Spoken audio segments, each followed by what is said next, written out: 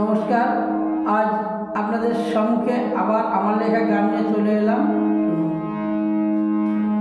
আগে যদি জানতাম রে পাখি নাই তোমার অন্তর, জানলে কি আর তোমার জন্য বান্ধিতাম কি ঘর। পাখি রে বান্ধিতাম